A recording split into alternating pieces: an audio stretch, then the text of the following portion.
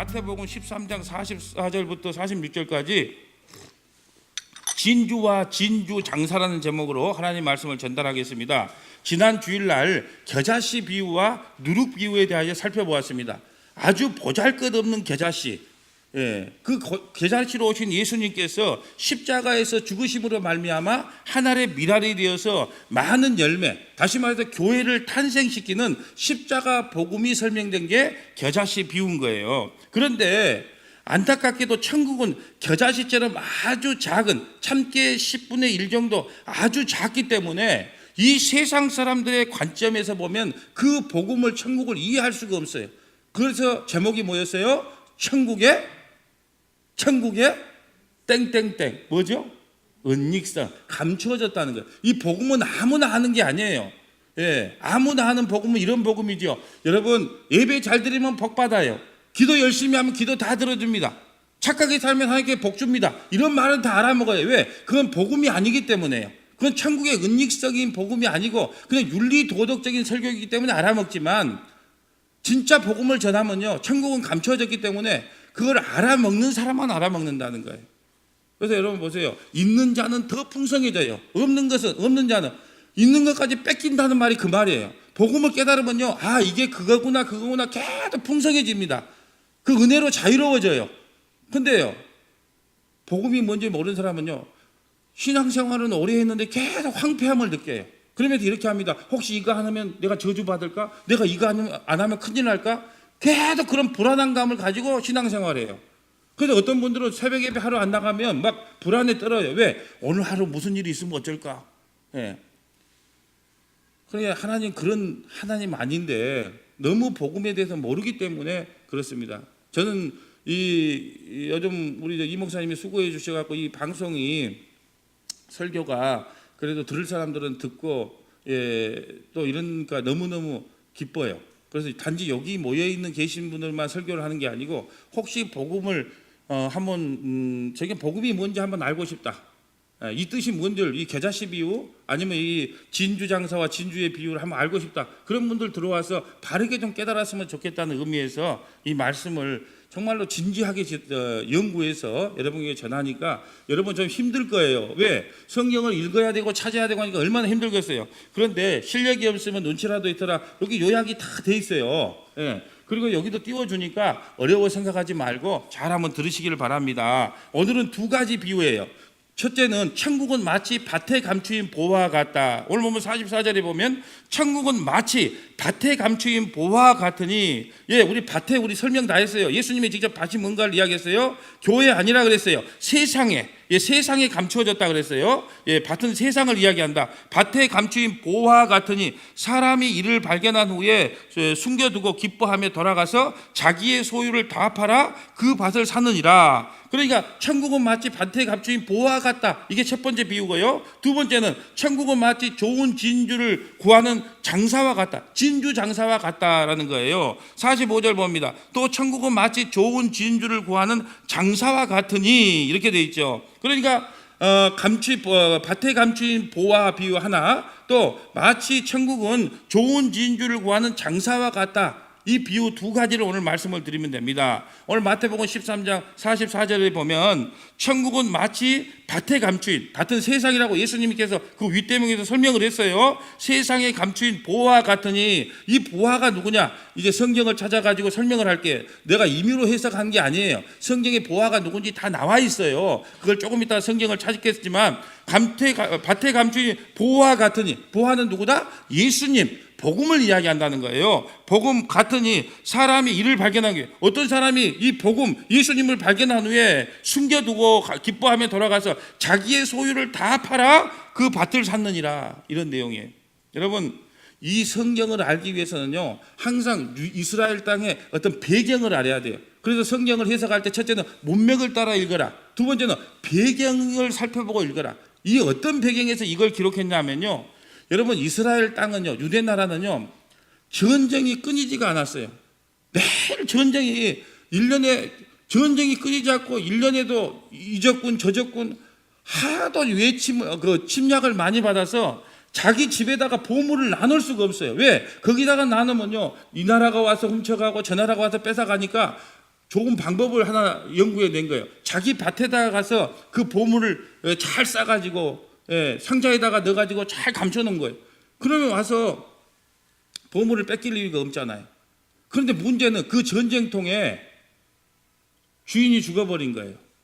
그러면 주인이 죽어버리면 그 밭이 누구에게 유산돼요? 아들에게 유산이 되는데 아들은 그걸 몰라요. 아버지가 거기다가 보물을 묻어놨는지 아닌지 몰라요.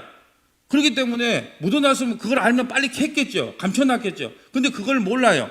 그런 중에 소작인들, 땅을 빌려서 그것을 사용하는 소작인들에게 그걸 빌려준 거예요. 근데 어느 날 소작인이 자 전기를 가지고 밭을 갈아요. 근데 뭐가 턱커덕 걸리네? 이게 뭐야? 땅을 파보니까 그 안에 진주가 발견됐어요. 이게 뭐야? 이게 뭐야? 그럼 어떻게 해야 될까요? 우리의 양심으로는, 우리의 윤리도덕으로는 빨리 주인에게 달려가서 주인님, 내가 이걸 보니까 보화가 발견됐어요. 그러면서 주인에게 돌려주든지 아니면 어떻게 해야 되겠어요? 그 밭값 플러스 보화값을 플러스 해가지고 지불하고 밭을 사야 되잖아요. 그게 우리의 윤리도덕적인 가치관이잖아요. 엊그저께 어떤 신문에 보니까 어린아이 초등학생인가 어린아이가 1,000원짜리를 하나 주셨대요. 그런데 그 파출소까지의 거리가 한 15km나 20km를 걸어가야 되는데 그걸 걸어갔대. 그래서 갖다 줬는 거. 왜 갖고 왔냐? 이거 길에서 주운 거 주인 돌려주라고 가지고 왔다는 게 파출소예요. 그러니까 막 신문에 이렇게 났어요. 우리나라에 희망이 있다라는 둥 뭐 하면서.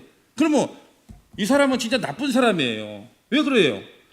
그 1,000원짜리도 아닌 그 보물을 발견했으면 당연히 파출소에 신고를 하든지 그 주인에게 가서 다시 해야 되잖아요.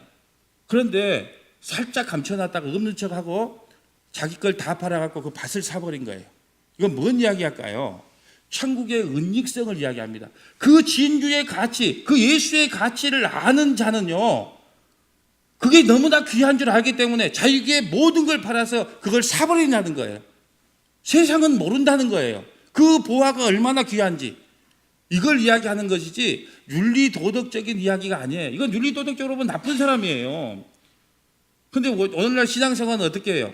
조금 착하면 저 사람 신앙생활 잘하는가 보다. 조금 나쁘면, 조금 나쁜 일 하면 저 사람은 신앙생활에 별로 없는가 보다. 여러분 죽으면요, 천국 가면 착한 일 많이 할 수밖에 없어요. 그건 나쁜 짓이 없어요. 그러니까 여러분을 이 땅에 보낸 것은 이 땅에서 아주 착하고 선하게 살아서 그런 사람이 되라고 보낸 게 아니에요. 그런다고 나쁘게 살란 말이 아닌데 보낸 목적을 알자고요. 여러분을 이 땅에 보낸 목적은 나는 죄인이고 방법이 없구나. 그러니까 그 보화를 발견하고 그 예수를 만나는 것 외에는 다른 방법이 없구나. 그거 깨닫고 천국 오라는 거예요. 근데 모든 해석을 윤리도덕적으로 해석하면 이건 어떻게 해석할 겁니까? 윤리도덕적으로 하면 이 사람 나쁘다 그래야 돼요. 근데 이 사람이 의로운 사람이에요. 좋은 사람이에요. 왜? 그 보화가 얼마나 큰 가치가 있는지, 그 복음이, 그 진리가, 그 예수가 얼마나 큰 가치가 있는지를 이 사람은 알았다는 거예요. 그래서 자기의 소유를 다 팔아서 그 복음을 샀다는 겁니다. 그 예수를 샀다는 거예요. 이게 중요한 겁니다. 여러분, 다시 말씀드리지만 이 보화는요, 세상 사람들이 다 좋아하는 금은 보석을 이야기하는 것이 아니에요. 여기서 보화는 예수 그리스도를 말씀드린다고 그랬어요. 그 소자기는 은닉되어 있는 계자씨 같은 예수를 알아보고 자기 소유를 다 팔아서 그 밭을 샀다는 거예요. 예수가 보배구나. 예수만이 보배구나. 복음만이 보배구나. 그걸 깨닫는 자는요, 이 땅에 교회밖에 없다는 거예요. 자, 그러면 그 보화 보배가 예수라는 것이 성경에 어디에 기록되어 있느냐? 자, 학개서 2장 6절과 9절 겁니다. 여러분이 학개서 찾기는 힘들 것 수도 있어요. 구약의 학개서 2장 6절 봐봅니다. 찾기 힘드신 분은 이 스크린 참조하시면 됩니다. 학개서 2장 6절 봐봅니다. 자, 학개서는 성전을 짓는 이야기인데 성전은 예수님을 말합니다. 자, 학개서 2장 6절 봅니다. 만군의 여호와가 이같이 말하다. 조금 있으면 내가 하늘과 땅과 바다와 육지를 진동시킬 것이며. 여러분 보세요. 복음은요, 구원과 심판을 같이 옵니다. 예수님이 이 땅에 오실 때요, 이미 구원과 심판이 함께 이루어졌어요. 예수 믿는 우리에게는 구원이에요. 그런데 예수 안 믿는 사람들에게는 흔들리는 진동이 일어나는 겁니다. 왜? 그들은 심판받은 자이기 때문에. 그 오실 예수님을 이야기합니다. 7절 봅니다. 또한 모든 나라를 진동시킬 것이며. 뭐요? 복음이 오면요, 우리에게는 구원이지만 세상에는 진동이에요. 심판입니다. 모든 나라의 보배가 이르리니, 보배가 이른대요. 예, 보배가 이른데이니 내가 이 성전의 영광이 충만하게 하리라. 만군의 여호와의 말이니라. 보배가 이르면 이 성전의 영광이 충만하리라. 근데 요한복음 2장에 뭐라 그랬어요? 이 성전이 곧 뭐다? 나를 가르쳐 하는 말이다. 나가 누구다? 예수님. 육체로 오신 예수를 성전이다 그런다. 요한복음 2장에 나와 있어요. 그러니까 이 보배는 누구다? 예수 그리스도.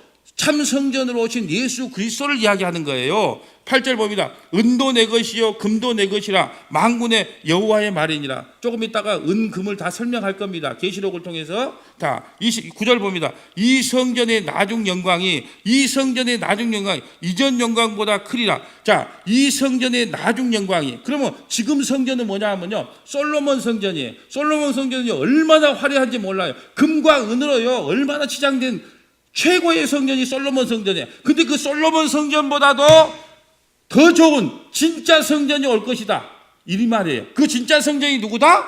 예수 그리스도다. 그분이 보배다. 성경에 이렇게 기록된 거예요. 이 성전의 나중 영광이 이전 영광보다 크리니. 그러니까 지금 솔로몬 성전, 눈에 보이는 솔로몬 성전, 이거 아무것도 아닌 것이요, 진짜 성전이 온다. 더 큰 영광의 성전이 온다. 그분이 바로 누구다? 예수 그리스도다. 이게 어디로 연결돼요? 요한복음 2장에 보면 내가 바로 성전이다. 내가 사흘 만에 죽고 다시 부활할 것을 이야기하면서 내가 성전이다 그래요. 누가요? 예수님이 성전인 거예요. 이 성전이 나중 영광이 이전 영광보다 크리라. 만군의 여호와의 말이니라. 내가 이곳에서 평강을 주리라. 예, 그래서 평강의 왕으로 누가 오셨죠? 예수님이 오셨잖아요. 만군의 여호와의 말이니라. 여러분 보세요. 보배가 누군지를 다 성경에 기록되어 있는데 그걸 못 찾기 때문에 그런 거예요. 자, 여러분 윤리 도덕적으로 보면요, 이 소작이는 아주 나쁜 사람이에요. 주인에게 돌려줘야 마땅해요. 그런데 그 보화가 얼마나 귀한 줄 알고, 예수 그리스도 그 복음이 진짜 보배구나, 그걸 깨닫고 자기의 모든 소유를 다 팔아서 그 밭을 사게 되는 것입니다. 여러분 여기서 중요한 것은요 이거예요. 보물이 바로 예수 그리스도구나. 그런데 여러분 여기서 우리가 주목해야 될 것이 하나 있어요. 자, 밭을 갑니다. 밭을 가는데 뭐가 덜커덩했어요. 그럼 하나 물어볼게요. 이 소작인이 이걸 발견하고 싶어서 발견했어요? 우연하게 어쩌다 보니까 발견된 거예요? 이겁니다. 돌발성이에요. 우리가 예수 만나고 싶어 만난 거 아니에요. 그 양반이 그 보화를 발견하고 싶어 발견한 게 아니고 어느 날 밭을 가는데 털커덕하고 걸린 거예요. 그러니까는 여러분 잘 생각하세요. 다시 말해서 교회가, 성도가 예수를 찾아간 것이 아닌 거예요. 돌발적으로 누가 나타난 거예요. 이것이 걸린 거예요. 자기가 예수 찾으려고 찾은 것이 아니고 보물을 발견하려고 받은 것이 아니고 뭐가 털커덕 걸리네? 근데 그걸 보니까 예수야. 그게 보물이야. 그러니까 모든 성경은요 우리가 주체가 돼서는 안 돼요. 우리는 단지 객체일 뿐이라는 거예요. 근데 모든 죄 있는 우리는요 우리가 주체가 됐어요. 성도가 많이 모이면 이건 좋은 교회. 왜? 이미 자기가 주인이 되었어요. 그래서 우리가 중요한 것은 이 보화를 발견한 이 소작인이 주인공이 아니고 털커덕 걸리게 하는 그 객체이신 예수, 보물이 주인공이 돼야 된다 그 말이에요. 돌발성 있게 걸리게 만든 거예요. 이게 아주 중요한 사건입니다. 자, 두 번째 봅니다. 두 번째 45절 봅니다. 자, 마태복음 두 번째 비유 봅니다. 마태복음 13장 45절 46절. 또 천국은 마치 좋은 진주를 구하는 장사와 같으니, 여기서 잘 봐야 됩니다. 진주는 누구라 그랬어요? 예수 그리스도라 그랬어요. 여기서는 44절에는 44절과 45절은 완전히 다른 비유예요. 다른 비유. 자, 천국은 마치 좋은 진주를 구하는 장사와 같으니, 그러면 여기서 좋은 진주를 구하는 장사가 예수예요. 진주는요 성도가 진주예요. 잘 설명합니다. 44절은 진주는 예수님을 이야기하는 거예요. 복음을 이야기하는 거지만 45절과 46절에 나와 있는 그 진주는 예수를 이야기하는 것이 아니고 성도를 이야기하는 거예요. 우리 교회를 이야기하는 겁니다. 또 천국은 마치 진주를 구하는, 예수님이 우리를 구하는 장사꾼이에요. 진주를 찾아다니는 장사꾼이란 말입니다. 진주를 구하는 장사꾼, 그분이 누구다? 예수다. 극히 값진 진주 하나를, 진주가 누구다? 교회다. 왜 진주가 교회인지를 설명을 해드릴게요. 자, 진주는 뭐다? 여기서 말하는 진주는 뭐다? 교회예요. 성도예요. 여러분이에요. 여러분을 하나를 발견하면 가서 자기의 소유를 다 팔아. 자기의 소유를 다 팔았죠. 어디서? 십자가에서 알몸이 죽었잖아요. 다 팔아서 누구를 샀어요? 교회를 샀다는 거예요. 아주 중요한 겁니다. 같은 진주니까 그냥 여기도 복음 저기도 복음 그렇게 해서는 안 된다는 거예요. 44절에 나오는 진주는 예수 그리스도 복음을 이야기하는 것이고 45절은 진주 장사가 예수님이고 진주가 교회예요. 그러면 이 본문을 잘 봐요. 전혀 다른 비유예요. 여기서 진주는 성도를 말하고 진주를 구하는 장사꾼, 우리를 구하러요. 우리를 구해로 스토커가 돼서 찾으러 다시는 예수님, 진주 장사가 예수님이에요. 복음이에요. 그러면 목사님, 왜 우리가 진주예요? 왜 교회가 진주예요? 성경에 그렇게 기록되어 있어요. 어디예요? 계시록 21장으로 가봅니다. 계시록 21장. 여러분이 천국에 대한 환상을 내가 깨드릴게요. 천국이 금은보석으로 되어 있다고 그렇게 딴소리를 하는 그런 착각을 깨드릴 테니까. 요한계시록 21장 10절 가보세요. 그 진주가 예수님이 아니고 여러분이라는 것이 성경에 나와 있어요. 요한계시록 21장 10절 봅니다. 요한계시록은 성경 제일 뒤에 나오는 게 찾기 쉽죠. 요한계시록 21장 10절 봅니다. 성령으로 나를 데리고 크고 높은 산으로 올라가다가 하나님께서부터 하늘에서 내려오는 거룩한 성 예루살렘을 보니 우리가 교회가 예루살렘이에요. 하나님의 영광이 있어 그 성의 빛이 지극히 귀한 보석 같고 성을 보니까 귀한 보석 같대요. 벽옥과 수정같이 막더라. 크고 높은 성곽이 있고 12문이 있는데 문에 12천사가 있고 그 문 위에 이름을 썼으니 이스라엘 자손의 12지파 이름이다. 어떤 성문에 12지파의 이름이 있네. 자, 12지파는 누구를 이야기해요? 교회를 이야기하는 거예요. 자, 구약의 12지파는 뭐다? 교회예요. 교회를 대표하는 게 12지파예요. 신약의 12사도 교회를 상징하는 거예요. 자, 12지파가 뭐다? 교회다. 이걸 잊어서는 안 돼요. 야곱의 12아들이 12지파인데 다 뭘 이야기하는 거냐? 교회를 이야기하는 거예요. 자, 동쪽의 세 문, 북쪽의 세 문, 남쪽의 세 문, 서쪽의 세 문이요. 그 성의 성곽에는 12기초석이 있고 그 위에는 어린 양의 12사도의 이름이 있고 또 여기 구약의 12지파가 나오고 신약에 뭐가 나와요? 12사도가 나와요. 12사도는 뭘 이야기한다? 교회를 이야기한다는 거. 우리를 이야기한다는 거예요. 우리를 대표하는 것이 12사도예요. 내게 말하는 그가 그 성과 그 문들과 성곽을 충량하고 금갈대를 가졌더라. 금갈대를 충량을 하는 게 성전, 하나님의 나라를 성전을 충량하는데 금갈대다. 금갈대는 절대 변하지 않음을 상징합니다. 성은 네모가 반듯하고 길이와 넓이가 같은지라 그 갈대자로 그 성을 충량하며 2000 스타디움이요 길이가 넓이가 높이가 같더라. 그 성곽을 충량하며 성도들을 충량하는 겁니다. 성전을 충량하며 144규빗이요. 여러분 144규빗은요 12 곱하기 12 12지파 구약의 12지파 곱하기 신약의 12지파 12사도 12 곱하기 그럼 144예요.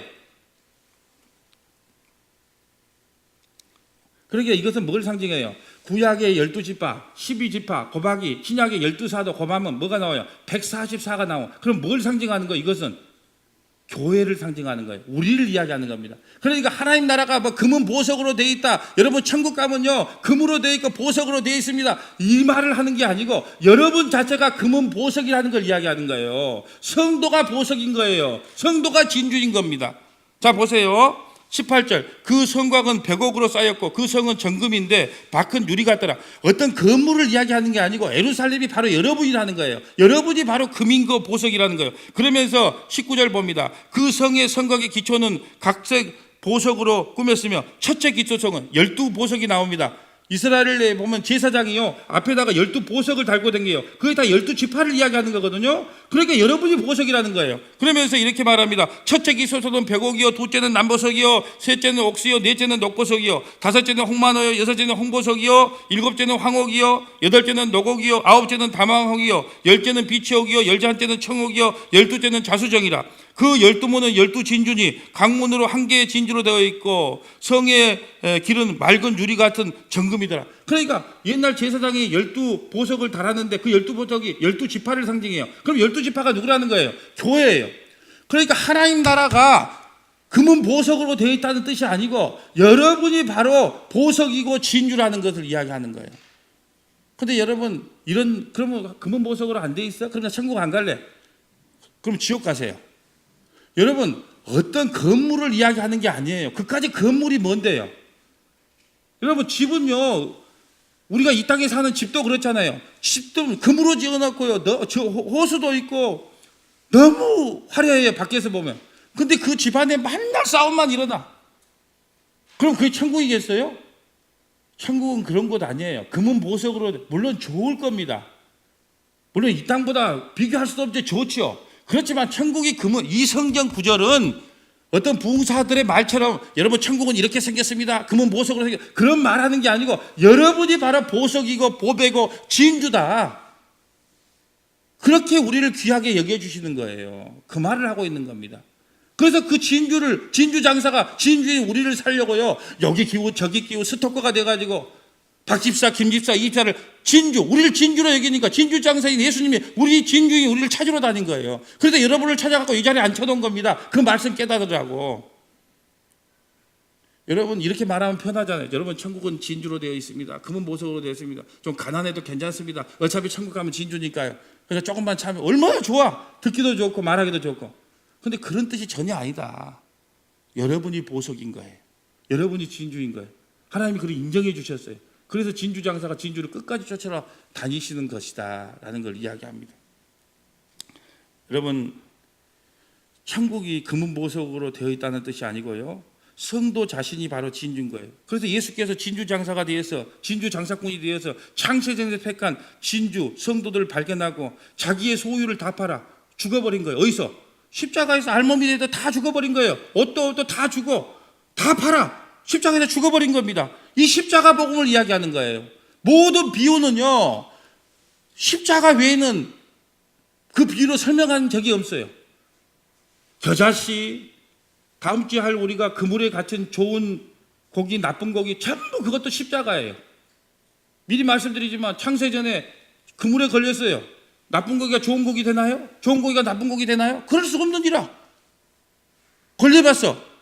나쁜 고기, 좋은 고기는요, 창세전에 선택됐어요. 다 그물 안에 걸렸어요. 다 이게 십자가 이야기하는데 그걸 이해를 못한다는 거죠. 여러분 예수 그리스도께서는요, 십자가에서 알몸이 되어 돌아가셔서 우리를 핏값으로 사셨어요. 그게 바로 로마서 3장 24절부터 28절 말씀이에요. 로마서 3장 24절부터 28절. 찾기가 힘드시면, 어떤 분들은 목사님 너무 찾기 힘들어. 찾으란 말 안 합니다. 자, 스키는 참조하시면 됩니다. 근데 안 찾다 보면 잊어버리니까 자꾸 훈련을 시키는 거예요. 자, 로마서 3장 24절. 집사가 돼갖고 성경 한번 찾아봐. 그러면 못 찾아. 여기저기. 그러면 동네 창피하잖아. 그래서 찾는 연습시키는 겁니다. 훈련시키는 거예요. 이게 나쁘다 생각하지 말고 훈련받는다 생각하시고 성경을 찾든지 스크린 참조하신다 하세요. 자, 로마서 3장 24절 봅니다. 그리스도 예수 안에 있는 속량으로 속량은 구속이에요. 구속. 샀다는 거예요. 핏값으로 산 걸 구속, 속량이라 그럽니다. 하나님의 은혜로 값없이 의롭다 하심을 얻은 자가 되었느니라. 우리가요, 예수 그리스도만 하려면 값없이 의로운 자가 되었대요. 이 예수를 하나님이 그의 피로써, 믿음으로써 말미암은 화목제물로 세우셨어요. 십자가에서 하나님과 인간, 성도의 화목제물로 죽이셨다는 거예요. 양이 돼서 죽여버렸다는 겁니다. 화목제물로 세우셨으니 이는 하나님께서 길이 참으신 중에 전에 지은 죄를 간구하시다. 우리가 지은 모든 죄를 간구한다는 것을 덮어버린다는 거예요. 천국 가면 여러분의 죄 전부 다 까발리지 않습니다. 그럼 어떻게 살겠어요? 부끄러워서 덮어버립니다. 간구하신 거예요. 자기의 의로우심을 나타내려 하심이라. 곧 이때 자기의 의로우심을 나타내다 자기도 의로우시며 예수님 자신도 의로우시며 또한 예수 믿는 자를 의롭게 하려 하십니다. 예수 믿는 우리들을 의롭게 하기 위해서, 보배로 만들기 위해서 십자가에서 죽으셨다는 거예요. 그런즉 자랑할 데가 어디 있느냐? 있을 수 없느니라. 무슨 법이느냐? 행위로는 아니다. 오직 믿음의 법이니라. 그러므로 사람이 의롭다 하는 것, 얻는 것은 율법의 행위에 있지 아니하고 믿음으로 되는데 우리가 한다. 우리가 의롭게 되는 것은 열심히 착하게 선하게 살아서 의롭게 되는 게 아니고 그 예수 그리스도를 믿는 걸로 의롭다고 인정함을 받는다는 거예요. 여러분 주위에요, 예수 안 믿는 사람 중에 착한 사람 너무너무 많이 했어요. 너무너무 착한 행동을 하니까 당신 예수 믿는 사람 맞을 거야. 당신 예수 믿죠? 안 믿는데요. 근데 예수 믿으면서 나쁜 사람 너무 많아. 설마 예수 안 믿겠지? 혹시 예수 믿으세요? 예수 믿는데. 그러니까 우리가 착하고 선함으로 구원받는다면요, 구원받을 자가 아무도 없을 거예요. 그런데 믿음의 법인, 그 십자가의 법으로 구원받기 때문에 구원을 받는 겁니다. 여러분, 제가 이 목사님한테 이거 요약하라고 하니까 예수님은 스토커라는 말을 뺐더라고. 그래도 우리 이 목사님 예수님을 너무 사랑하니까 설마 예수님을 스토커라고 하는 건 좀 너무 지나친 거 아닌가 하고 뺐는데, 예, 저는 예수님을 스토커라고 생각합니다. 예수께서 스토커가 되어서 우리를 끝까지 찾아오시는 거예요. 그걸 내가 성경에서 하나 비유로 찾아드릴게요. 누가복음 15장 가봅니다. 예수님이 스토커가 맞는가 아닌가. 누가복음 15장 가봅니다. 누가복음 15장 보면 세 가지 비유가 나오는데 여러분이 이걸 읽으면 예수님 스토커 맞구나. 예, 그걸 확실히 아실 겁니다. 누가복음 15장 봅니다. 자, 스크린 참조하세요. 자, 세 가지 비유를 한번 살펴봅니다. 누가복음 15장입니다. 자, 누가복음 15장 1절입니다. 모든 세리와 죄인들의 말씀을 들으려 가까이 나오니. 여러분 중요합니다. 아주 중요합니다. 1절 2절이 아주 중요해요. 여기서 세리 죄인은요, 그 시대의 가장 죄인의 대표가 세리예요. 그러니까 보세요. 모든 세리와 죄인들은 말씀을 들으려고 가까이 와요. 그런데 어때요? 2절 봅니다. 바리새인과 서기관들, 나처럼 신앙생활해야 돼, 나처럼 하나님 믿어야 돼, 자기를 가장 의롭다고 생각한 그 바리새인과 서기관들이 죽은 거에 이르되, 그러니까 1절과 2절 대조한 거예요. 이 사람이 죄인을 영접하고 음식을 같이 먹, 야 예수님 봐라, 아이고 의인이라면서 저 죄인들과 같이 밥 먹는 거 좀 봐라. 그러면 예수님은 구박이에요. 예수님을 조롱합니다. 수근수근거립니다. 3절 예수께서 그들에게 비유로 말씀하시되, 자 여기서 말한 비유는요 단수로 사용했어요. 단수로 사용했단 말은 앞으로 이루어질 이 세 가지 비유는 같은 말이다, 같은 비유를 말하고 있는 거다, 그거예요. 그러니까 잃어버린 양, 또 10드라크마, 또 탕자 이야기, 이것은 한 가지 이야기를 하고 있다는 것을 이야기하는 거예요. 단수로 적은 거예요. 그래서 그럼 어떤 비유를 하고 있는 건가 봅시다. 자, 너희 중에 어떤 사람이 양 100마리가 있는데 그 중에 하나를 잃어버리면 99마리를 두고 그 잃은 것을 찾아내기까지 찾아나지 않겠느냐. 보세요. 그러면 그 99마리가 누굴까요? 2절 봅니다. 실력이 없으면 눈치라도 문맥을 따라 봅니다. 그러면 그 9마리, 나 잘났죠? 나적처럼 신앙생활 해야 되죠? 이런 사람 누구? 바리새인과 서기관들을 이야기합니다. 양 99마리는 우리 인간적으로 관점을 보면 그까짓 한 마리 잊어버리고 99마리 갖고 가 팔아야죠. 그게 더 현실적이잖아요. 근데 그거 아니다는 거예요. 그 서기관들, 바리새인들, 그게 중요한 것들이 아니다. 그 잃어버린 양 하나가 진짜라는 거예요. 자, 그 잃어버린 것을 찾아오지 아니하겠느냐. 또 찾아낸 즐거워함에 집으로 와서 그 벗과 이웃을 불러 모으고 말하되 나와 함께 즐기자. 나의 잃어버린 양을 찾아 너라. 그 잃어버린 양이 누굴까요? 1절 봅니다. 세리와 죄인이 바로 잃어버린 양이에요. 99마리는요 그 바리새인과 서기관들, 나처럼 신앙생활 해야 돼, 이게 진짜 신앙생활이야. 그건 99마리 필요 없다는 거예요. 길 잃어버린 한 마리, 누구? 세리와 죄인. 이걸 찾았을 때 기뻐하지 않겠느냐. 그래서 스토커 맞잖아요. 그 한 마리 끝까지 찾아온단 말이에요. 목자가 되어가지고 그 양 끝까지 찾으러 온다. 예수님은 스토커. 앞뒤가 다 빼고 예수님은 스토커 그러면 다 이상한 사람 되지만 우리를 그렇게 끝까지 쫓아다닌다는 거예요. 한 번 물면 놓지를 않아요. 어차피 와야 돼요. 7절 내가 너에게 이르는 이같이 죄인 한 사람이 회개. 죄인이 누구예요? 아까 말했잖아요. 세리, 죄인. 그렇게 문맥을 따라 읽어보세요. 이 한 마리를 누구를 이야기하는 건지 문맥을 따라 성경을 읽으면 답이 나오는 거예요. 그러면 너희에게 이르노니 이와 같이 죄인 한 사람이 회개하며, 그 죄인이 누구예요? 예, 세리와 죄인이 회개하고 하늘에서 회개할 것이 없는, 회개할 것이 없다. 누구예요? 서기관들, 바리새인들 99마리로 말면 기뻐하는 것보다 더 낫다. 그것들은 아니다 그 말이에요. 더 낫다는 뜻이 아니고 그들은 아니다 그 말이에요. 99마리는 아니다. 90마리는 아니다. 누구? 바리새인들, 서기관들. 나처럼 신앙생활 해봐. 나처럼 하나님 믿어봐. 너희들 아니다. 누구? 한 마리가 진짜다. 그 한 마리 끝까지 쫓아다니는 그 스토커. 누구? 예수 그리스도예요. 두 번째 봅니다. 들으면 그건 10드라크마 비유가 있어요. 이스라엘은요 신랑한테 장가를 가려면 드라크마 10개를 갖고 가야 돼요. 동전 10개를 가져가야 됩니다. 근데 하나를 잊어버리면요 그 신랑한테 갈 수가 없어요. 근데 잊어버렸어요. 어떻게 된가 볼까요? 어떤 여자가 10드라카마가 있는데 하나를 잊으며 등불을 켜고 집을 쓰며 찾아내기까지 부지런히 찾지 않겠느냐. 나 10개 찾아가지고 하나 잊어버렸어요. 9개밖에 안 남았. 내 이러면 신랑 못 만나. 그래서 부지런히 찾아가요. 또 찾아낸 주 벗과 이웃을 불러 모으고 말하되 나와 함께 즐기자. 이런 드라카마를 찾아내었노라 하리라. 내가 내기는 이와 같이 죄인 한 사람이 회개하면 하나님의 사자들 앞에서 기쁨이 되느니라. 그러니까 잃어버린 거 하나, 잃어버린 한 드라카마 내가 끝까지 찾겠다는 거예요. 이걸 지금 하나님께서 112로 계속 지금 점축적으로 설명해 준 거예요. 처음에는 100, 양 100, 그 다음에 10, 그 다음에 2로 계속 지금 잃어버린 거 찾으러 다닌다는 걸 설명하고 있는 거예요. 예수님 자체가 이야기하는 거예요. 나는 드라크마다. 나는 스토커다. 이렇게 이야기하는 거예요. 11절 봅니다. 또 이르되 여러분 이거 탕자 이 비유 많이 들어봤어요. 이거 탕자의 비유가 아니에요. 이건 진짜로요. 아버지의 기다림, 아버지의 인내, 뭐 이렇게 비유가 돼야 되는데 이거 탕자가 주인공이 아니에요. 탕자가 회개하고 돌아왔다 그런 뜻이 아니고 아버지가요 그 탕자가 돌아올 때까지 늘 담벼락에 서 내 새끼 언제 오나 내 새끼 언제 오나 그렇게 기다렸단 거예요. 왜? 그때 당시에 얘가 한 결혼을 안 했던 거 보니까 한 17살 정도밖에 안 됐어요. 아버지 빨리 죽으시고 유산 주세요. 그러면요 율법에 맞아서 이 아들은요 돌아오는 순간에 율법에 따라 돌에 맞아 죽습니다. 동네 사람들한테. 그러니까 내 아들 지금 돌아오면 돌에 맞아 죽으니까요 내 아들은 언제 돌아오나. 왜? 자기가 그 율법에 돌에 맞아 주려고 기다렸던 거예요. 그러니까 탕자가 주인공이 아니고 담벼락에서 기다리신 아버지가 주인공이에요. 근데 우리는 이게 탕자가 회개하고 돌아왔다 이 탕자에다가 비유를 맞추는 거예요. 탕자 주인공 아닙니다. 아버지가 돌아올 줄 알았어요. 그런데도 일부러 보내줬어요. 왜? 우리 소마이가 아버지 뭐 인천 가고 막 그 위에 가서 병원 생활 해보고 싶어요. 난 가지 마라 가지 마라. 그러면 더 가고 싶은 거야. 가서 고생하고 집도 남은 고생이구나. 이걸 당해봐야 아이고 이제 집에 가볼까 그런 생각이 들어. 아버지는 알고 있었어. 똑같은 이치입니다. 그런데 이상하게 얘는 잘 버티고 있다네. 응?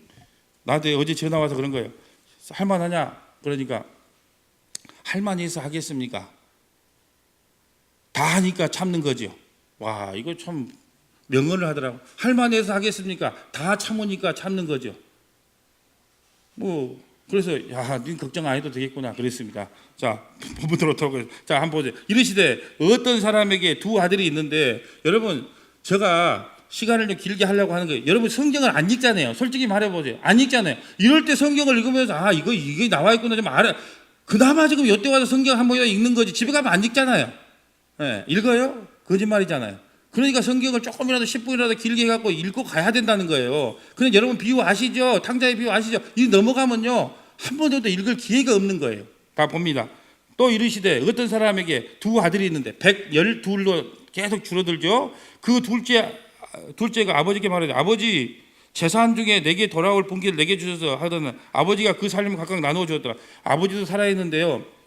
예, 망난이죠. 아버지 살아있는데 아버지 빨리 죽으시오. 원래 죽어야 재산을 나눠주는 거예요. 이스라엘에서는 빨리 죽고 재산 나눠주시오 이런 뜻이거든요. 그런데도 어떻게 한가 보세요. 그 후 며칠이 안 돼요. 둘째 아들이 재물을 다 모아가지고 먼 나라에 가서 허랑방탕하게. 여러분 인생살이 똑같죠. 돈 있으면 친구들이 들것습니다. 예, 벌떼처럼 달려들죠. 예, 다 금센 후에 14절 봅니다. 다 금센 후에 그 나라가 크게 흉년이 들어 그가 비로소 궁핍하게 된자. 누가 궁핍하게 만들었을까요? 하나님이 그렇게 만들었어요. 누구 데리고 오려고? 잃어버린 내 아들 데리고 오려고. 여러분 누구 때문에 풍랑이 일어났습니까? 요나가 탄 배. 그 배 탄 사람들은 아무 잘못이 없어요. 요나 다시 데리고 오려고 그 풍랑을 일으킨 겁니다. 15절 그 나라 백성 중에 한 사람이 붙여서니 그가 그를 들러보내어 돼지를 치게 하느니라. 여러분 이스라엘에서 가장 멸치천대 조롱받는 게 돼지예요. 근데 이제 먹고 살 게 없으니까 어떻게 해요? 돼지 우리에 가세요. 돼지 그 열매를 맺습니다. 그가 돼지를 먹는 주염 열매로 배를 채우고자 하되 주는 자가 없는. 돼지를 먹는 주염 열매로 자기를 먹고자 해도 누가 주는 사람이 없는 처참한 상태로 만들어버린 거예요. 이에 스스로 돌이켜. 스스로 돌이켰으니까 탕자가 회개했다. 그게 아니에요. 자기 자신을 되돌아봤다는 뜻이에요. 회개한 거 아니에요. 돌이켰다 그러니까 회개했다고 생각하는데 그게 아니고요. 자기 자신을 되돌아보게 된 거예요. 그때서야 자기 자신을 되돌아보게 된 겁니다. 탕자가. 이에 스스로 돌이켜 이르되 내 아버지에게는 양식이 풍족한 품꾼이 얼마나 많은가. 나는 여기서 줄여 죽는구나. 내가 일어나 아버지께 가서 이르기를 아버지 내가 하늘과 아버지께 죄를 지었사오니 지금부터는 아버지의 아들이라 일컬음을 감당하지 못하겠나. 처음에는요 바리새인과 서기관이었어요. 누가? 이 둘째 아들이. 그런데 세상에 나가보니까 나는 죄인으로소이다. 나는 쓰레기입니다 아버지. 나는 멸시천지 저런 거는 하인으로 종으로 좀 사용해 주세요.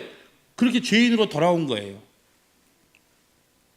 20절 이에 일어나서 아버지께서 돌아가니라. 아직도 거리가 먼데 거리가 먼데요. 근데 아마 팔자걸음인가 무슨 아들인게 알아봤겠죠. 팔자걸음으로 왔든지 어떤 형태로 왔든지 내 아들이구나. 아직 거리가 먼데 아버지가 그를 보고 치근히 여기요 달려가 목을 안고 입을 맞추니 왜 입을 맞춰서 왜 아들이 돌아오기를 기다리는데 담벼락에서 탁 보았을까?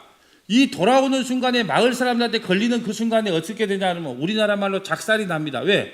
율법 위에서 아버지를 저주하고 떠났거든요. 그러면 돌에 맞아 죽어야 돼. 그러니까 지금 돌아오면 맞아 죽어. 그러니까 아버지가 빨리 가서 어떻게 해요? 안아버리는 거예요. 차라리 날 죽여라.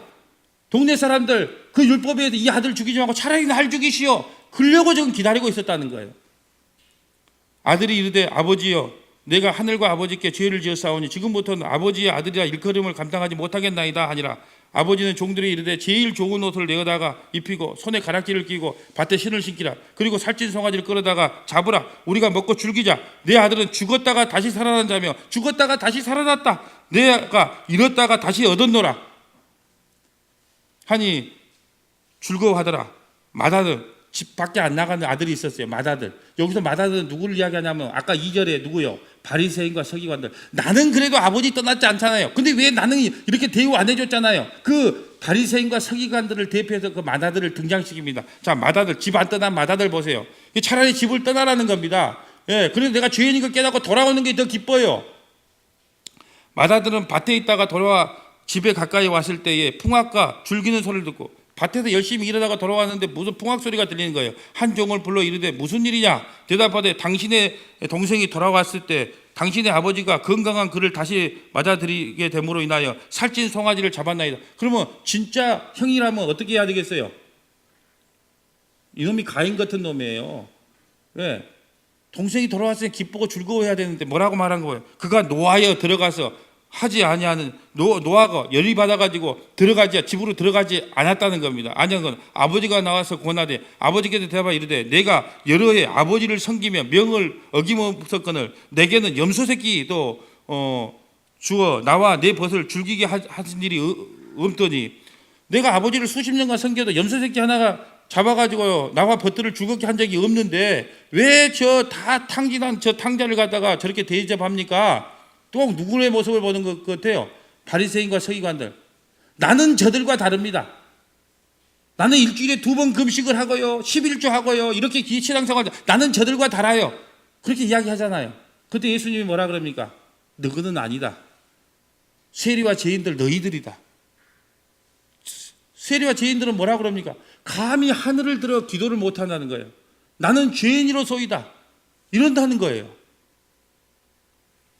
30절 아버지의 살림을 창녀들과 함께 삼켜버린 이 아들이 돌아오매 이를 위하여 살찐 송아지를 잡으셨나이다. 아버지가 이르되 예 너는 항상 나와 함께 있으니 내 것이 다 내 것이다. 너도 한가히 나와 있으니까 내 것이 다 내 것인데 그런 거 갖고 그러느냐. 이 동생은 죽었다가 살아났으니 내가 잃었다가 얻었기로 우리가 즐거워하고 기뻐하는 것이 마땅하니라. 아멘. 여러분 보세요. 예수님이 얼마나 진혹한 스토커인가. 하나님이 얼마나 큰 스토커인가를 보면 알아요. 우리가요 아무리 창세전에 선택받은 백성이 맞다면 우리가 아무리 몸부림치고 도망을 가려고 해도 도망갈 수가 없다는 거예요. 오늘 본문을 보면 누가복음 15장을 보면요 100명에서 1명을 구합니다. 10드라크마에서 1드라크를 구합니다. 2에서 1명을 구합니다. 이 모든 비유의 핵심은요 예수께서 진주인 우리를 찾기 위해서 진주 장사가 되어서 우리 모두를 핏값으로 사신다고 하는 십자가 복음이 기록됐다는 거예요. 사랑하는 성도 여러분, 우리는 천국을 잃어버렸다가 다시 찾은 자들입니다. 우리는 죽었다가 다시 살아난 자들입니다. 하나님의 아들 예수 그리스도의 희생으로 하나도 잃어버리지 않고 끝까지 찾아내는 그리하여 천국으로 끝까지 인도하신다고 하는 하나님의 사랑이 이 비유 속에 담겨 있어요. 하나님께서 한번 선택한다면요, 끝까지 데리고 천국 가신다. 이걸 성도의 견인이라고 합니다. 자, 요한복음 6장 35절. 자, 요한복음 6장 35절. 자, 스크린 한번 보내주세요. 요한복음 6장 35절 봅니다. 예. 요한복음 6장 35절 봅니다. 예수께서 이르시되 나는 생명의 떡이니 내게 오는 자는 결코 줄이지 아니할 터이요 나를 믿는 자는 영원히 목마르지 아니하리라. 그러나 내가 너에게 이르기를 너희는 나를 보고도 믿지 아니하는도다 하였느니라. 누구요? 바리새인과 서기관들. 아버지께서 내게 오신 자를 내게 아버지께서 내게 주시는 자는 언제요? 창세전에 내게 주신 자는 다 내게로 올 것이요 내게 오는 자는 내가 결코 내쫓지 아니하리라. 내가 하늘에서 내려오는 것은 내 뜻을 행하려 함이 아니요 나를 보내신 이 하나님의 뜻을 행하려 이 땅에 왔다는 거예요. 나를 보내신 이의 뜻은, 나를 보내시는 이의 뜻은, 그 뒤에 한번 다 같이 합독합니다. 시작. 내게 주신 자 중에 내가 하나도 잃어버리지 아니하고 마지막 날에 다시 살리는 이것이니라. 하나님 아버지가, 하나님께서 예수님을 이 땅에 보내신 이유는 있어요. 우리 잘 먹고 잘 살게 하고 기도하면 다 들으려고 예수님 보낸 게 아니고 우리에게 영생을 주려고 한 번 선택한 자를 스토커처럼 끝까지 쫓아가서 그들에게 복음을 가르쳐서 복음을 통해서 영생을 주시기 위해서 예수님이 이 땅에 보셨다는 거예요. 내 아버지의 뜻은 아들을 보고 믿는 자마다 영생을 얻는 것이니라. 마지막 날에 내가 이를 다시 살리리라 하시니라. 예수님께서 이 땅에 오신 목적이 그거예요. 진주 장사가 되어서 진주를 끝까지 쫓아다니는 거예요. 뭐 주려고? 영생 주려고. 영생 주려고. 골로새서 2장 1절부터 4절 한번 볼까요? 자, 시간이 많이 갔으니까 골로새 2장 1절 봅니다. 내가 너희와 라오디게에 있는 자들과 무릇 내 육신의 얼굴을 보지 못한 자들 위하여 얼마나 힘쓰는지를 너희가 알기를 원한다. 간절히 알기를 원한다. 자, 2절. 이는 그들로 마음의 위로를 받고 사랑 안에서 연합하여 확실한 이해의 모든 풍성함과 하나님의 비밀인 그리스도를 깨닫게 하려. 그러니까 하나님의 비밀은 한 가지밖에 없어요. 뭐요? 그리스도라는 거. 하나님의 비밀이 뭐라고요? 그리스도다. 자, 3절. 그 안에는, 누구 안에는? 예수 그리스도 안에는 지혜와 지식의 모든 보화가 감추어져 있느니라. 그 보화가 누구예요? 예수님. 예수님 안에는 지혜와 지식의 모든 보화가 감추어져 있어요. 4절. 내가 이것을 말하면 아무도 교만한 말로 너희를 속이지 못하게 하려 함이라. 여러분, 성도 안에는요, 그리스도께서 감춰져 있다는 거예요. 겨자씨처럼 천국에 은닉되어 있다는 거예요. 그 예수님이 우리에게 감춰졌다는 거예요. 그것을 깨닫는 성도는 자기의 모든 것을 다 팔아서 참 보화이신 예수 그리스도를 사신 거예요. 다시 말해서 우리는요, 이 땅을 살 때요, 희망으로 산다 그래, 희망으로 산다 그랬잖아요. 우리의 비전, 야망, 돈, 권력을 버리고 소망 안으로 들어오는 것, 그렇게 된다는 거예요. 그 보화를 샀다는 뜻은 뭐냐? 진주를 샀다, 모든 걸 팔아서 진주를 샀다는 의미는 뭐냐? 여러분이 갖고 있는 이 땅의 꿈, 비전, 야망, 소망, 돈, 명예가 있다는 거예요. 그걸 희망이라 그래요. 근데 그 희망을 뭐가 사버린다고요? 소망은 영원히 변하지 않는 거예요. 그게 뭐예요? 하나님 나라. 그러니까 하나님 나라의 소망이 우리의 희망을 먹어버리는 거예요. 그러니까 여러분, 반대지요. 여러분이 설교를 들을 때 어떻게 들어요? 예수 잘 믿으면 이 땅에 걸 채워주겠다고 말하잖아요. 풍성하게 만들어주겠다 그러잖아요. 그게 아니고 예수 잘 믿으면요, 여러분이 갖고 있는 이 땅의 꿈, 비전, 소망, 야망을요, 이 소망이 가서 먹어버려요. 왜? 탈탈 털고 여러분을 듣고 천국 가야 되는데 천사가 와서 여러분을 데리고 가려고 하는데 꿈, 비전, 야망이 너무 많아. 무거운 못 데리고 가겠다 놔버린단 말이에요. 그래서 털어야 되는 거예요. 예수 믿는 게요, 그래서 눅눅지가 않아요. 그래서요, 누가 이런 걸 좋아하겠어요? 그러면 바꿔야죠. 복음을 바꿔야 되지 않겠어요? 그래서 누구든지 나를 따라오고도 자기를 부인하고 자기 십자가 지라 그랬거든요. 그게 뭘까요? 네 꿈, 네 비전, 네 야망 있지? 그거 탈탈 털어내고 소망이, 희망, 너를 먹어버릴 거야. 이게 바로 소유를 다 팔아 진주를 사는 거예요. 이 진짜 진주를 산 자는요, 자기가 갖고 있는 모든 꿈, 비전, 야망을 배선으로 여길 수 있는 능력을 갖추는 거예요. 그래, 내가 갖고 있는 꿈, 비전, 야망, 내 그 보화를 사기 위해서, 진주를 사기 위해서 내 다 버린다. 이게 성도라는 거예요. 자, 빌립보서 3장 1절부터 2절 봅니다. 자, 빌립보서 3장 1절. 요건 기니까 한번 찾아봅니다. 빌립보서 3장. 자, 빌립보서 3장 1절. 또 설교를 이렇게 길게 한다고 또 안 나오신 성도가 한 또 두 분 보이는 것 같아요. 자, 빌립보서 3장 1절 320페이지. 자, 빌립보서 3장 20. 자, 진주를 산 자는 어떤 태도를 갖고 이 땅을 사냐? 빌립보서 3장 봅니다. 빌립보서 3장 1절. 끝으로 나와 나의 형제들아 주 안에서 기뻐하라. 예, 예수 믿는 형제들이에요. 너희에게 같은 말을 쓰는 것이 내게는 수고로움이 없고 너희에게는 안전하니라. 개들을 삼가하고, 개들을 삼가하라는 것. 개들이 뭘 이야기할까요? 자기를 의지하는 자, 자기 기복주의, 인본주의, 신비주의, 자신을 의지하는 자, 하나님을 의지하지 않고 자기를 의지한 자를 개들이라 그래요. 개들을 삼가하고, 행악하는 자들을 상가하고, 몸을 상해하는 일을 상계하라. 여러분, 할례 받아야 구원받는다고요. 예수님 위해서 십자가에서 다 이루었음에도 불구하고 할례를 자꾸 받으려 그래. 몸을 상하게 하는 거예요. 그걸로 구원 못 받아. 그건 다 끝났어. 이제 구약의 할례는 끝났어. 근데 아직도 자꾸 할례 받으려고 해. 그건 몸을 상하게 한다고 돼 있어요. 3절. 하나님의 성령으로 봉사하며, 성령만은 우리는 하나님의 성령으로 봉사, 그 예배를 말합니다. 봉사는요, 어디 가서 뭐 그릇 닦아주고 착한 일하는 걸 봉사가 아니고 예배를 봉사라 그럽니다. 하나님의 성령, 예배할 때도 어떻게 하라? 하나님의 성령으로 예배하며 그리스도 예수로 자랑하고, 육체를 신뢰하지 않은 것이 우리가 곧 할례다. 우리 육체 신뢰하지 않는 것, 그것이 진짜 할례라는 거예요. 하나님 의지하는 게 진짜 할례라는 겁니다. 그러나 나도 육체를 신뢰하면, 내가 사도 바울이 이렇게 말합니다. 여러분, 빌립보서는 어디서 기록했을까요? 관광 호텔에서 기록했을까요? 휴양지에서 기록했을까요? 감옥에서 기록했을까요? 예. 빌립보서는 감옥 아니에요. 지금 감옥에서 이 편지를 쓰는 겁니다. 이걸 감옥이라는 걸 명심해야 돼요. 호텔이 아니에요. 감옥 안에서 이런 말을 합니다. 나도 육체를 신뢰만, 나도 너희에게 자랑할 것이 좀 있다. 만일 누구든지 다른 이가 육체를 신뢰할 것이 있는 줄로 생각하면 나도 더 그래. 자, 내가 좀 자랑 좀 해볼게. 부득불 자랑 좀 해볼게. 사도 바울이 자기의 이력서를 갖다 내는 겁니다. 그러면서 이런 거예요. 나는 8일 만에 할례를 받고, 나 8일 만에 할례 받은 사람이야. 이스라엘 족속이요, 베냐민 집안. 베냐민 집안요, 사울 왕을 탄생시키는 왕족이라는 거예요. 나는 사울 왕의 왕족이다 이 말이에요. 나는 베냐민 집안요, 히브리인 중에 히브리인이요, 율법으로는 바리새인이요. 율법을 철저하게 지켰다는 거예요. 또 열심으로는 교회를 박해하고. 여러분, 교회를 박해하는 일을 했어요. 사도 바울이. 왜 그랬냐 하면요, 예수 말고 하나님을 믿어야 되는데 사람들이 자꾸 예수 믿는다고 쫓아다니니까 그것이 하나님의 일을 방해한다고 해서 예수 믿는 사람을 죽이러 다닌, 그렇게 열심을 가졌다는 사람이에요, 사도 바울이. 열심으로는 교회를 박해하고 율법에 의로는 흠이 없다. 율법은 거의 다 지켰다는 거예요. 흠이 없을 만큼 지켰다. 그러나 무엇이든지 내게 유익한 것을 내가 그리스도를 위하여 다 해로 여길 뿐이며, 또한 모든 것을 해로 여기면 그다음 것 다 쓸데없다. 그런데 이 모든 것을 해로 여기며 내 주 그리스도 예수를 아는 지식이 가장 고상하기 때문이다. 다 같이 한번 읽습니다. 시작. 내가 그를 위하여 모든 것을 잃어버리고 배설물로 여김은 그리스도를 얻고. 내가 정말로 사도 바울 똑똑한 양반이거든요.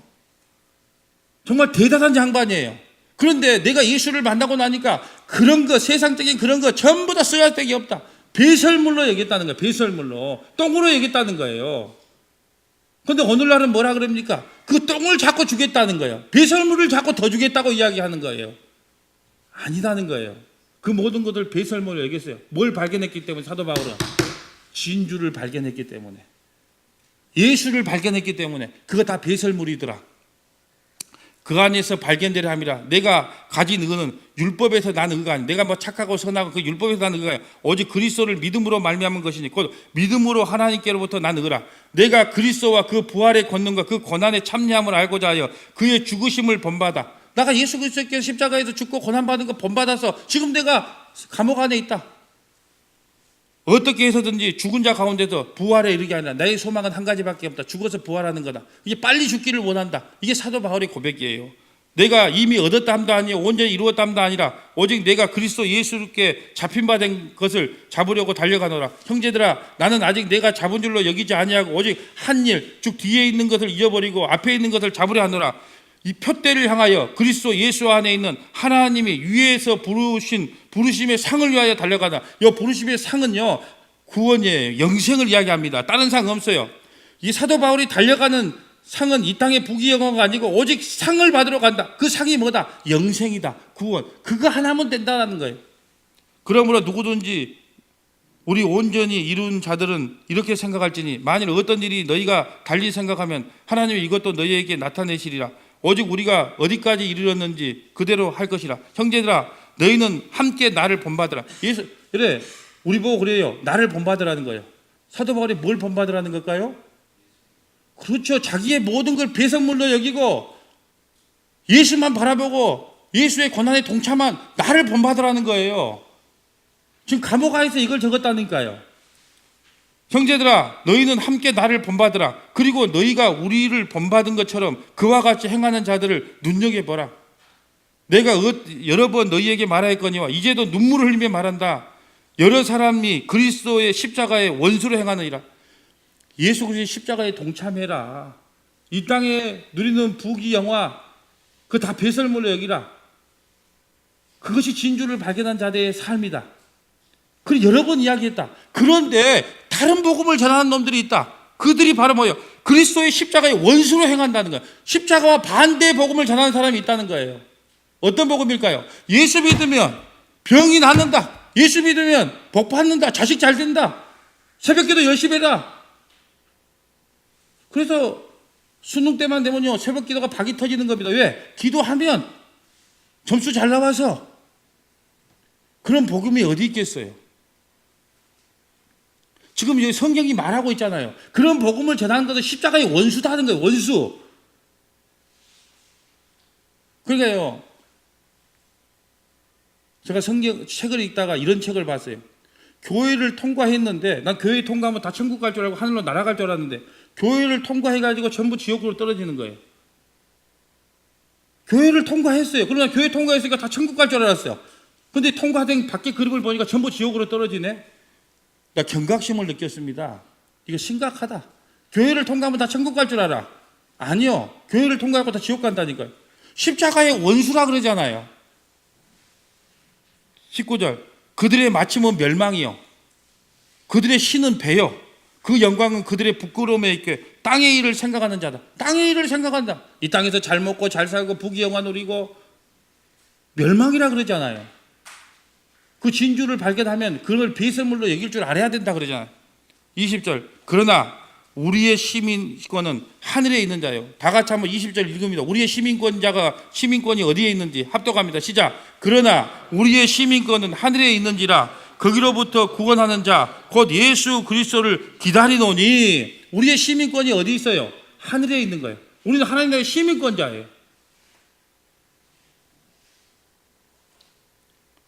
그는 만물을 자기에게 복종하실 수 있는 자의 역사로 우리의 낮은 몸을 자기 영광의 몸의 형체와 같이 변하게 하셨느니라. 여러분 창세전에 택함받은 성도만 보배이신 예수를 알아봅니다. 보화이신 예수를 발견하면 그때부터 나는 없어지고 예수만 드러나는 거예요. 그러면서 우리가 이 땅에 왕같은 제사장의 삶을 사는 거예요. 제사장이 뭐예요? 자기가 죄진 게 아니에요. 남이 죄 짓는데 그 양 다 잡아가지고 피를 다 자기 몸에 쏟아버리는, 그러니까 왕같은 제사장의 삶을 살아가고 있는 거예요. 베드로전서 2장 1절까지 이걸 보고 읽겠어요. 이걸 읽으니까 이제 하품하신 분 몸 기대 큰 거 이제 한 10분 더 했거든요. 예, 그래서 제가 이거 읽도록 하겠습니다. 그러므로 모든 악독과 모든 기만한 외식과 시기와 모든 비방하는 말을 버리고 뭘 발견한 자는 진주를 산 자는 모든 악독과 모든 기만과 외식과 시기와 모든 비방하는 말을 버리고 갓난 아들 같이 순전하고 신령한 젖은 말씀을 이야기하는 거예요. 갓난 아이들 같이 내가 그동안 알았던 거 모든 건 내려놔라는 거예요. 여러분이 어떻게 신앙생활을 했든지 간에 기적 체험했든지 간에 그건 내려놔라는 거예요. 갓난 아이같이 순전하고 신령한 젖 말씀을 사모하라. 이는 그로 말미암아 너희로 구원에 이르도록 자라게 하려 함이라. 너희가 주의 인자하심을 맛보았으면 그리하라. 사람에게는 버림받아 되었으나 하나님께는 택하심을 입은 보배로운 산도이신 예수께 나아가. 예, 보배 산돌 누구? 예수께 나아가. 너희도 산돌같이 우리도 예수 그리스도와 연합된 자예요. 산돌같이, 누구같이? 예수같이 신령한 집으로 세워지고 예수 그리스도로 말미암아 하나님이 기쁘게 받으실 신령한 제사를 드릴 거룩한 제사장이 될지다. 우리 보고 거룩한 제사장이래요. 구약에는 제사장이 정해졌지만 이제 우리가 거룩한 제사장이에요. 성경에 기록되어 있어요. 보라, 내가 택한 보배로운 모퉁이돌, 보배로운 모퉁이돌 누구? 예수를 시온돌에 두노니 그를 믿는 자는 부끄러움을 당하지 아니하리라. 왜? 그 보배로 아무 쓸데없는 굴러다니는 그 예수를 믿는 자는 부끄러움을 당하지 않아요. 7절, 그러므로 믿는 너희에게는 보배이나 믿지 아니하는 자들에게는 건축자들이 버린 그 돌이 모퉁이의 머릿돌이 되고, 그러니까 우리에게는요 그 보배로운 돌이 되지만 세상에는 거치는 반석이 되는 거예요. 넘어지는 돌이 되는 거예요. 그래서 복음은 구원과 심판이 함께 이 땅에 온 거다. 복음은 구원과 심판이 함께 임했다. 예수가 이 땅에 오실 순간에 예수 안 믿는 사람에게는 거치는 반석이 되어 넘어지는 거예요. 심판의 일이지만 우리에게는 진정한 반석, 구원이 되시는 거예요. 또한 부딪히는 돌과 걸려 넘어지게 하는 바위가 되었다. 누구에게? 세상에게는. 그들이 말씀을 순종하지 아니하므로 넘어지는 자니 이는 그들을 이렇게 정하신 거예요. 창세전에 정했다는 거예요. 그래, 잠깐만요. 정했다. 언제 정했을까요? 창세전에 정했어요. 그래서 다음 주의 비유가 뭐예요? 그물에 갇힌 좋은 진주의 비유. 좋은 물고기, 나쁜 물고기가 나오는 거예요. 그러나 너희는 택하신 족속이요, 좋은 물고기라 그 말입니다. 왕 같은 제사장들이요, 거룩한 나라요, 그의 소유가 된 백성이니 이는 너희를 그 어두운 데서 불러내요 그의 기이한 빛에 들어가게 하신 이의 아름다운 덕을 선포합니다. 9절 한번 보세요. 우리 이렇게 택하신 족속이 1번 택하신 족속, 2번 왕 같은 제사장, 3번째 거룩한 나라, 4번째 그의 소유된 백성, 5번째 이는 너희를 어두운 데서 불러내요 기이한 빛에 들어간다. 이게 우리의 실존이라는 거예요. 이보다 더 큰 복이 없어요. 10절, 너희가 전에는 백성이 아니더니, 전에는 예수 만나기 전에는 백성이 아니대요. 이제는 하나님의 백성이요, 전에는 공유를 얻지 못하였더니 이제는 공유를 얻은 자도라. 아멘. 여러분, 말씀을 정리합니다. 오늘도 예수님은요 말씀을 통해서 진주장사가 되어서 진주를 찾아다닙니다. 예수님은요 지독한 스토커정이에요. 지독한 스토커정이에요. 한 번 선택한 자기 백성은요 끝까지 쫓아갑니다. 그게 하나님의 사랑인 것입니다. 여러분, 우리를 진주입니다. 하나님께서 우리를 진주라 그랬어요. 한번 따라할까요? 나는 진주다. 기도하겠습니다.